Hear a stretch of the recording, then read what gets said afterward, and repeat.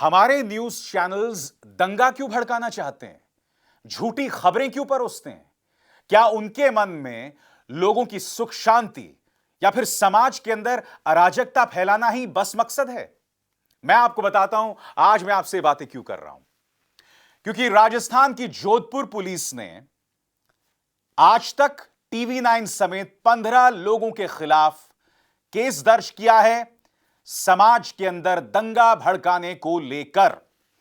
जैसा कि आप अपने स्क्रीन पर देख सकते हैं दोस्तों, आज तक ने खबर चलाई थी और उसके जवाब में Jodhpur police DCP waste Jodhpur क्या कह रहे हैं पढ़ के सुनाना चाहता हूं। सूरसागर क्षेत्र में एक समुदाय विशेष के लोग आपस में लड़ रहे थे। उसी दौरान दूसरे समुदाय का व्यक्ति आया और समझाइश का प्रयास करने लगा। इस दौरान आपस में झगड़ा हुआ। किसी प्रकार की पत्थरबाजी और फायरिंग की घटना घटित नहीं हुई। मौके पर शांति है। प्रकरण दर्ज कर एक व्यक्ति को गिरफ्तार किया गया है।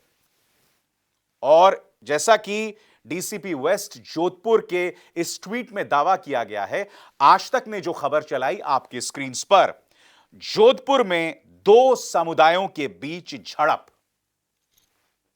बड़ा प्रश्न ये कि डीसीपी वेस्ट जोधपुर जो ये दावा कर रही है अपने ट्वीट में, अगर ये दावा सही है तो आज तक ऐसा काम क्यों कर रहा है?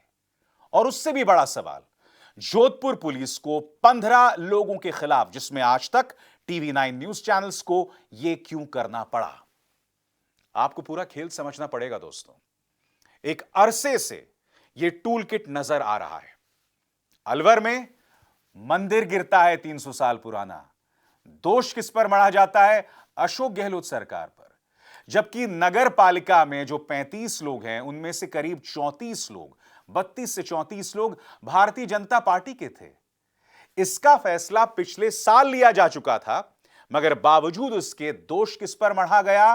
दोष मढ़ा गया अशोक गहलोत सरकार पर। चलिए वो बात अलग थी, मगर मैं आपको दो मिसालें देना चाहता हूं। उस वक्त क्या हुआ था, जैसे कि आप जानते हैं, न्यूज 18 ने एक शो किया था और उसमें उन्होंने यह दावा किया था कि जहांगीरपुरी में जो बुलडोजर चला था उसके बदले में अलवर के अंदर कांग्रेस सरकार ने 300 साल पुराना मंदिर तोड़ दिया। सरासर झूठ। 3 एफआईआर दर्ज की गई थी उस एंकर के खिलाफ। टाइम्स नाउ नवभारत ने क्या खबर चलाई थी, याद है आपको? उन्होंने यह कहा था कि जब बुलडोजर चला था अलवर में तो हिंदू का घर तोड़ा गया, मुसलमान का घर बच गया, जबकि वो घर मुसलमान का नहीं था, उसका मकान मालिक एक हिंदू ही था। एक लगातार कोशिश की जा रही है, एक षड्यंत्र रचा जा रहा है। चूंकि अगले साल राजस्थान में चुनाव हैं, चूंकि अशोक गहलोत की हालत पतली है, लिहाजा ऐसा माहौल पैदा किया जाए मानो वहां दंगा हो सके। मैं आपको बताता हूं इस ताजा प्रकरण में क्या कह रही है जोधपुर पुलिस आपके स्क्रीन पर। जोधपुर पुलिस द्वारा सूरसागर में मारपीट के मामले में सांप्रदायिक फेक न्यूज चलाने और अफवाह फैलाने वाले प्रमुख न्यूज चैनल सहित कुल 15 के खिलाफ मामला दर्ज।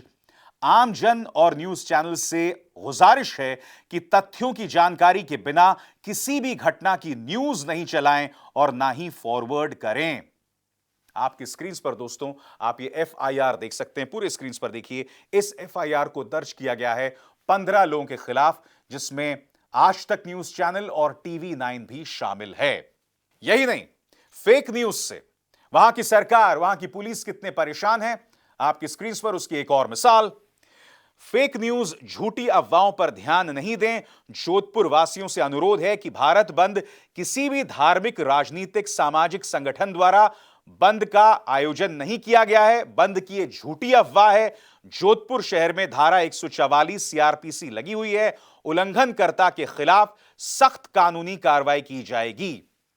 क्योंकि कुछ लोग यह अफवाह फैला रहे थे कि दरअसल ये जो भारत बंद बुलाया गया है, ये कुछ लोगों ने जुमे की नमाज के बाद इसे बुलाया है। इस तरह का झूठ फैलाया जा रहा था। तो यकीनन इसमें न्यूज चैनल्स का झूठ, उनका जहर साफ तौर पर दिखाई देता है। मगर मेरा सवाल मुख्यमंत्री अशोक गहलोत से, जब एक न्यूज एंकर ने सरेआम झूठी खबर चलाई थी, और सिर्फ न्यूज 18 का वो एंकर नहीं, टाइम्स नाउ नवभारत के एक और एंकर ने जब झूठी खबर चलाई थी, तब आपकी प्रतिक्रिया इतनी ढीली क्यों थी? आपने प्रतिक्रिया देने में इतना वक्त क्यों लगाया? नतीजा यह कि उन्हें बचने का वक्त मिल गया और परिणाम आपके सामने हैं। मैं बार बार कहते रहा हूं दोस्तों, ये एंकर्स नहीं है, ये न्यूज चैनल्स नहीं है। इनकी भूमिका किसी अपराधी से कम नहीं है। और मैं इन चैनल्स की बात नहीं कर रहा हूं जो उन 15 में शामिल है। मैं एक आम बात कर रहा हूं। इनकी भूमिका किसी अपराधी से कम नहीं है। मैं आपसे एक सीधा सवाल पूछना चाहता हूं, जो समाज के अंदर जहर फैला रहा हो, जो समाज के अंदर दंगे जैसे माहौल पैदा करना चाहता हो, वो समाज का हितैषी कैसे हो सकता है? उसके मन के अंदर समाज की भलाई कैसे हो सकती है? क्या आपकी कोई भी सामाजिक जिम्मेदारी नहीं है? जब आप घर जाते हैं, क्या आप अपने मासूम बच्चों का चेहरा नहीं देखते हैं? क्योंकि जो तमाम एंकर्स हैं ना दोस्तों, ये युवा एंकर्स हैं, इन सब के छोटे छोटे बच्चे हैं। इनमें से कई लोगों को मैं निजी तौर पर भी जानता हूं, मैं जानता हूं। और ये लोग कई बार सोशल मीडिया में अपने बच्चों की तस्वीरें भी डालते हैं। क्या इनको कभी इस बात का आभास हो रहा है कि ये लोग किस तरह का भारत अपनी आने वाली पीढ़ियों के लिए छोड़कर जा रहे हैं? सिर्फ इसलिए कि तुम्हें एक पॉलिटिकल पार्टी की नौकरी बजानी है? थोड़ी सी शर्म कर लो। कुछ और ना सही, अगर शर्म ना सही, तो मेरा यह मानना है, इंसान चाहे जितना भी बेशर्म हो, वो अपने बच्चों से बहुत प्यार करता है। या कहीं ऐसा तो नहीं है कि जानवर और तुम में फर्क ही नहीं रहा? क्योंकि ऐसी कई मिसालें होती हैं जब जानवर जो होता है ना, वो अपने बच्चों को खा जाता है। सांप के बारे में ऐसा कहा जाता है। मुझे याद है डिस्कवरी का एक मैंने डॉक्यूमेंट्री देखा था जिसमें एक बब्बर शेर जो है वो शावक शेर को खा जाता है, मार देता है। मैं ये समझना चाहता हूं, तुम्हारा जो रवैया है उस बब्बर शेर जैसा तो नहीं है? कहीं तुम वो सांप तो नहीं बन गए हो? बताओ। मेरे शब्द तुम्हें कड़े जरूर लग रहे होंगे, मगर ये हकीकत से दूर नहीं है। आज भी समझ जाओ, समाज के अंदर जहर फैलाने की कीमत होती है और यह कीमत आप और हम ही चुका रहे हैं और कोई नहीं, कोई नहीं चुका रहा है। मगर मैं उम्मीद करता हूं कि सरकारें जो हैं वो कड़ा रुख अपनाएंगी, मुस्तैद रहेंगी और राजस्थान सरकार ढिलाई का परिचय नहीं देगी। मैं आपको एक और खबर बताना चाहता हूं दोस्तों। कल दिल्ली पुलिस ने करीब 33 लोगों के खिलाफ एफआईआर दर्ज किया है। क्विंट की खबर आपके सामने। घेरे में कौन कौन है? घेरे में यति नरसिंहानंद सरस्वती हैं, असदुद्दीन ओवैसी हैं, पत्रकार सबा नकवी हैं। खबर क्या कहती है, पढ़ के सुनाना चाहता हूं। दिल्ली पुलिस ने इन 33 लोगों के खिलाफ एफआईआर दर्ज की। ओवैसी, यति, सबा नकवी का नाम। खबर क्या है, पढ़ के सुनाना चाहता हूं। दिल्ली पुलिस ने आज 9 जून को बताया कि सोशल मीडिया विश्लेषण के बाद 2 एफआईआर दर्ज की गई।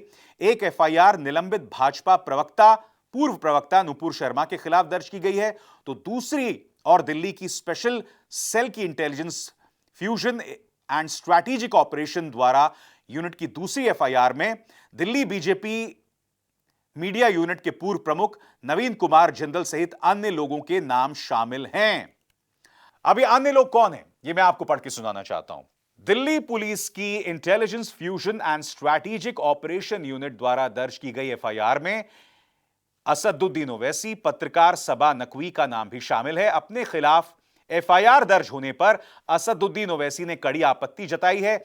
एफआईआर में नाम होने पर एमआईएम प्रमुख असदुद्दीन ओवैसी ने कहा, और क्या कहा असदुद्दीन ओवैसी ने, पढ़ के सुनाना चाहता हूं। मुझे एफआईआर का एक अंश मिला है। यह पहली एफआईआर है जो मैंने देखी है जो निर्दिष्ट नहीं है, जो नहीं कह रही है कि अपराध आखिर क्या है। मुझे नहीं पता कि मेरी किस विशिष्ट टिप्पणी ने इस एफआईआर को आकर्षित किया है। असदुद्दीन ओवैसी का ट्वीट आपके स्क्रीन पर, जिसमें वो ये दावा कर रहे हैं कि मेरे खिलाफ एफआईआर क्यों दर्ज की गई है मैं भी नहीं जानता। और उसी तरह से पत्रकार सबा नकवी के खिलाफ भी एफआईआर दर्ज की गई है। क्यों? क्योंकि उन्होंने एक ट्वीट किया था जो उनका दावा है कि उन्हें एक व्हाट्सएप फॉरवर्ड मिला था और उसमें ट्रैफिक डिवाइडर्स दिखाए गए थे और उसे उन्होंने शिवलिंग के साथ जोड़कर एक किस्म का मजाक खेला था। इसलिए उनके खिलाफ एफआईआर दर्ज किया गया है। यह बात अलग है कि सबा ने उसे तुरंत डिलीट कर दिया था, या कुछ देर बाद डिलीट उन्होंने उसे कर दिया था, और उसके लिए उन्होंने शायद खेद भी जताया था। मगर सीधी सी बात, हम सबको सोशल मीडिया पर जिम्मेदारी भरे रवैये का परिचय देना चाहिए। सीधी सी बात यह है दोस्तों कि धर्म इस देश में एक निहायत ही संवेदनशील मुद्दा बन गया है। हम एक ऐसे समाज में रह रहे हैं जहां धर्म का मजाक संभव नहीं है, धर्म की आलोचना संभव नहीं है। इसलिए जब हम एक धर्म के खिलाफ मजाक नहीं करते तो हमें दूसरे धर्म को भी निशाने पर नहीं लेना चाहिए। हम जो ट्वीट करें, जिम्मेदारी भरे रवैये का परिचय करें। मैं तो कहता हूं, ट्वीट करने से पहले उसे लिख दो एक कागज पर और इसे 2-3 बार पढ़ो। सोचो कि तुम क्या कह रहे हो, सोचो इसकी क्या प्रतिक्रिया होगी। जब तक हमारे जहन में यह भाव रहेगा, हम ऐसी कोई बात ट्वीट नहीं करेंगे, ऐसी कोई बात कहेंगे नहीं जिससे समाज में दंगे जैसे हालात पैदा हों। अभिसार शर्मा को दीजिए इजाजत। नमस्कार।